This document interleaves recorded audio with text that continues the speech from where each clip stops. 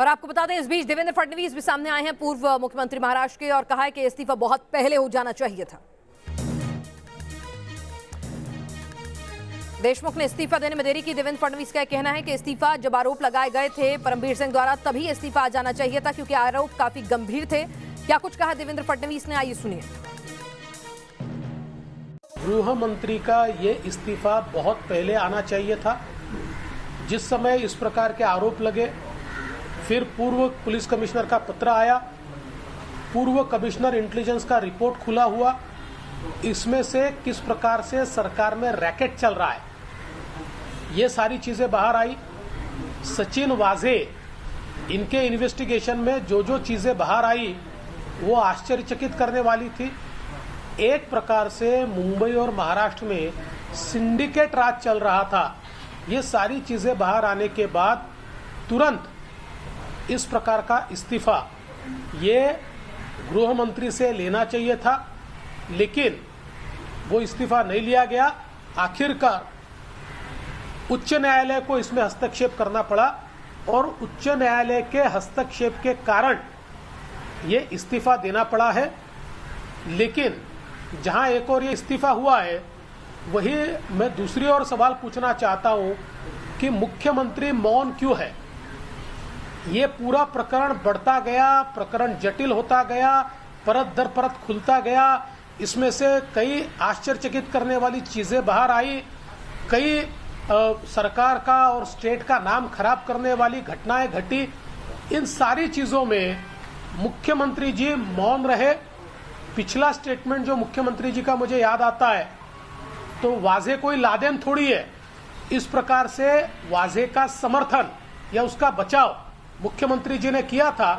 तब से लेकर आज तक ऑफिशियली एक भी बात मुख्यमंत्री जी ने इसके ऊपर नहीं की है। इस वक्त आपको बता दें कि हमारे साथ हमारे तमाम संवाददाता जो हैं इस वक्त जुड़ चुके हैं। पंकज हमारे साथ हैं, सुभाष शिर्के हमारे साथ इस वक्त मौजूद हैं, और हमारे साथ ज्योत्सना भी मौजूद हैं इस खबर पर और ज्यादा अपडेट के साथ। सुभाष जी, सबसे पहले आपसे समझना चाहेंगे कि जिस तरह से ये मामला जो है वो लगातार तूल पकड़ रहा है और सरकार की किरकिरी हो रही है, खबरें ये भी आ रही हैं कि ये पूरा का पूरा प्रकरण सरकार जाने की वजह भी बन सकता है। कुछ इस तरह की डेवलपमेंट्स भी सुनाई पड़ रही हैं वहां इस इस्तीफे के साथ ही।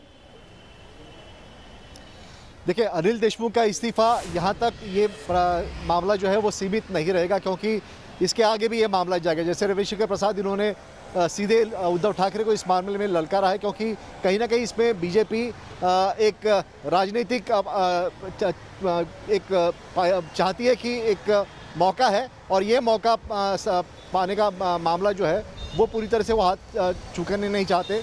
मैं आपको ये बताऊं कि शिवसेना का एक वरिष्ठ मंत्री जो है वो इसमें कांड में शामिल है, ऐसा बीजेपी का आरोप है। और अगला जो आरोप रहेगा या उनका जो लक्ष्य रहेगा वो ये शिवसेना का मंत्री रहेगा, और इसके लिए उद्धव ठाकरे को बार बार बीजेपी ललकार रही है कि उद्धव ठाकरे इसमें चुप्पी को साधे हुए हैं।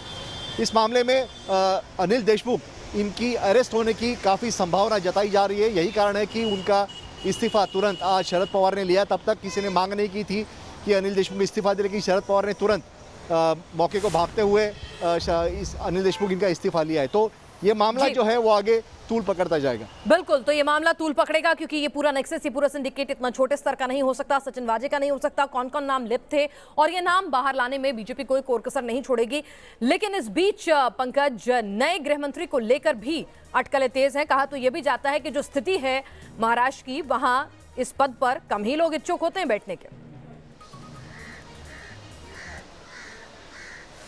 जी बिल्कुल, देखिए जिस तरह की परिस्थिति है और जिस तरह से अनिल देशमुख ने अब इस्तीफा दे दिया है, तो जो सबसे आगे जिस नेता का नाम है वो है दिलीप वालसे पाटिल, जो कि एनसीपी के बहुत ही सीनियर नेता हैं। लेकिन पाटिल के नाम की घोषणा करने से पहले ही ये भी कहा जा रहा है कि फिलहाल जब तक दूसरा गृहमंत्री जो है वो अपना पद नहीं संभाल लेता, तब तक गृहमंत्री का पद जो है वो महाराष्ट्र के मुख्यमंत्री खुद उद्धव ठाकरे के हाथ होगा। और फिलहाल जो है ये जो अनिल देशमुख का जो पूरा मामला है, इस पर इस वक्त पूरी सियासत जो है वो गर्म है। आपको बता दूं पिनास की सबसे पहले शुरुआत हुई थी सचिन वाजे से। सचिन वाजे पर जब आरोप लगा था तो पहले सचिन वाजे को बचाने की कोशिश की गई थी, लेकिन वाजे के खिलाफ एनआईए जांच जो है वो शुरू हो गई और वाजे जो है इस पूरे मामले में फंस के चले गए। अब वाजे का जो आरोप है वो उस वक्त मुंबई के जो पुलिस कमिश्नर थे परमबीर सिंह, उस पर परमबीर सिंह पर यह पूरा आरोप डालते हुए कि परमबीर सिंह के नेतृत्व में एक एपीआई इस तरह की हरकत कैसे कर सकता है, तो परमबीर सिंह का ट्रांसफर कर दिया गया। फिर परमबीर सिंह ने खुद अनिल देशमुख का नाम लेते हुए, अनिल देशमुख पर आरोप लगाते हुए महाराष्ट्र के मुख्यमंत्री को 8 पेज का एक लेटर लिखा, और इस लेटर में सिर्फ हवाई बातें नहीं थी, इस लेटर में बाकायदा सबूत दिए गए थे, समय बताया गया था, व्हाट्सएप चैट दिखाया गया था। और यही वजह है कि बॉम्बे हाईकोर्ट ने यह तक कहा कि इस तरह की जो पिटीशन फाइल होती है कोर्ट में, वो चीप पब्लिसिटी के लिए लोग फाइल करते हैं, लेकिन जो पूरा मामला है वो इतना छोटा नहीं है, क्योंकि एक आईपीएस ने महाराष्ट्र के गृह मंत्री पर आरोप लगाया है। आवाज से भी तस्वीरें आ रही हैं और आप देखिए कि मुलाकातों का, बैठकों का दौर जारी है नए नाम को लेकर। इस सबके बीच में बीजेपी की रणनीति क्या है? बहुत ही अग्रेसिव अप्रोच बीजेपी ने अपनाई हुई है शुरुआत से ही ज्योत्सना इस मुद्दे पर। और फडणवीस को हमने देखा है कुर्सी जाने के बाद से, जब से ये गठबंधन की सरकार चल रही थी, वो लगातार एक्टिव रहे हैं, अग्रेसिव रहे हैं किसी तरह से कि सरकार जो है अपना कार्यकाल पूरा ना करे। और अब मौका भी है और वजह भी है, तो ऐसे में क्या कुछ बीजेपी खेमे से अपडेट?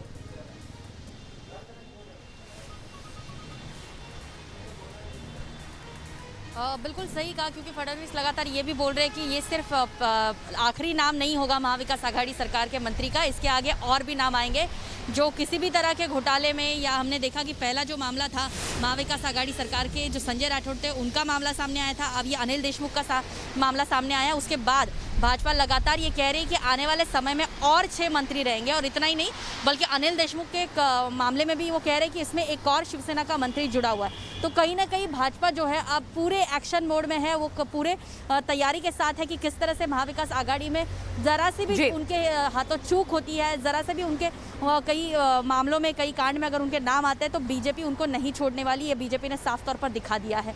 बीजेपी एक बहुत ही बेहतरीन विपक्ष जो है वो यहाँ पर दिखा रही है अपना परफॉर्मेंस, हम कह सकते हैं, क्योंकि बिल्कुल नंबर जब कम हो और इस तरह की आफतें आ जाएं, वो भी कोरोना काल में, तो आसान नहीं है रहा मुख्यमंत्री उद्धव ठाकरे के लिए। और शरद पवार जिस तरह के एक एम्बैरेसिंग सिचुएशन को फेस कर रहे हैं अनिल देशमुख के चलते, क्योंकि उन्हें कहीं ना कहीं ब्रीफिंग में लूप होल में रखा है, तो ऐसे में यहां पर अभी सभी बैकफुट पर हैं और बीजेपी इस मौके का भरपूर फायदा उठाना चाहती है।